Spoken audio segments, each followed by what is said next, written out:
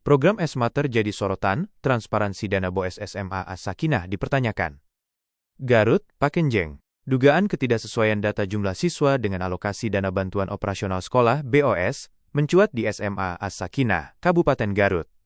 Temuan ini memicu sorotan publik terhadap transparansi dan akuntabilitas pengelolaan dana pendidikan di sekolah tersebut. Jumat, tanggal 27 Maret tahun 2026. Berdasarkan hasil penelusuran di lapangan, jumlah siswa yang secara faktual menerima manfaat pendidikan disebut hanya sekitar 66 orang. Namun, data yang tercatat dalam sistem Dapodik menunjukkan angka yang jauh lebih besar, yakni 144 siswa. Ketua Yayasan, Ain Saprudin, SAG, yang juga aparatur sipil negara, ASN, dan pengajar di SMA Negeri 23 Garut, mengaku sempat mempertanyakan perbedaan signifikan tersebut.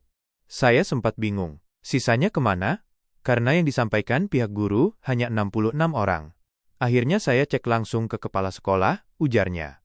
Dari hasil klarifikasi, diketahui bahwa selisih data tersebut berasal dari siswa yang tergabung dalam program SMA Terbuka, SMA-TER. Program ini memang tercatat dalam Dapodik sebagai bagian dari sekolah induk, namun memiliki sistem pembelajaran berbeda dengan siswa reguler, menyerupai model pusat kegiatan belajar masyarakat.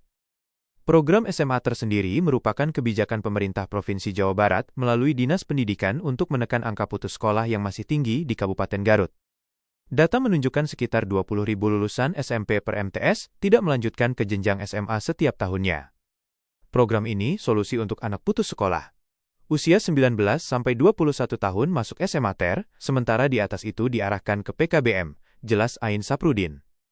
Meski program SMA-TER memiliki tujuan sosial yang jelas, pengelolaannya di SMA As-Sakinah memunculkan sejumlah catatan serius, khususnya terkait transparansi dan penggunaan dana BOS. Beberapa dugaan pelanggaran yang mengemuka antara lain. 1. Ketidaksesuaian data dengan realisasi penerima manfaat. Jika dana BOS dihitung berdasarkan jumlah siswa dalam Dapodik, 144 siswa, namun realisasi penerima manfaat hanya 66 siswa, maka terdapat potensi markup jumlah siswa dalam sistem dan ketidaktepatan sasaran penggunaan dana BOS. Hal ini bertentangan dengan prinsip akuntabilitas dalam pengelolaan dana publik. 2. Tidak transparannya dokumen resmi program SMA-TER.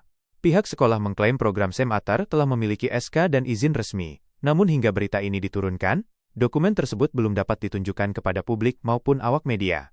Padahal, hal ini berpotensi melanggar Undang-Undang Nomor 14 Tahun 2008 tentang Keterbukaan Informasi Publik, yang mengatur bahwa informasi publik wajib tersedia setiap saat dan badan publik wajib memberikan akses informasi secara terbuka.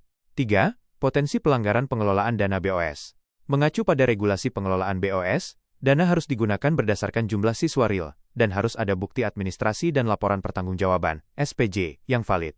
Jika terdapat perbedaan antara data dan realisasi, maka berpotensi melanggar Permendikbud tentang petunjuk teknis BOS, dan prinsip efisiensi, efektivitas, transparansi, dan akuntabilitas.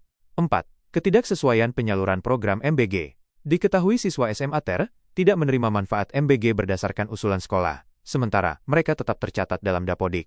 Hal ini menimbulkan pertanyaan, apakah seluruh siswa dalam Dapodik diperlakukan setara dalam program bantuan?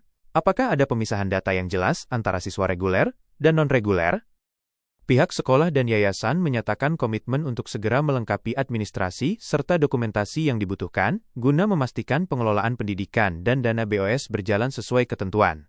Namun demikian, kasus ini menjadi pengingat penting bahwa program pendidikan, sebaik apapun tujuannya, tetap harus dijalankan dengan prinsip transparansi dan kepatuhan hukum, agar tidak menimbulkan kecurigaan publik.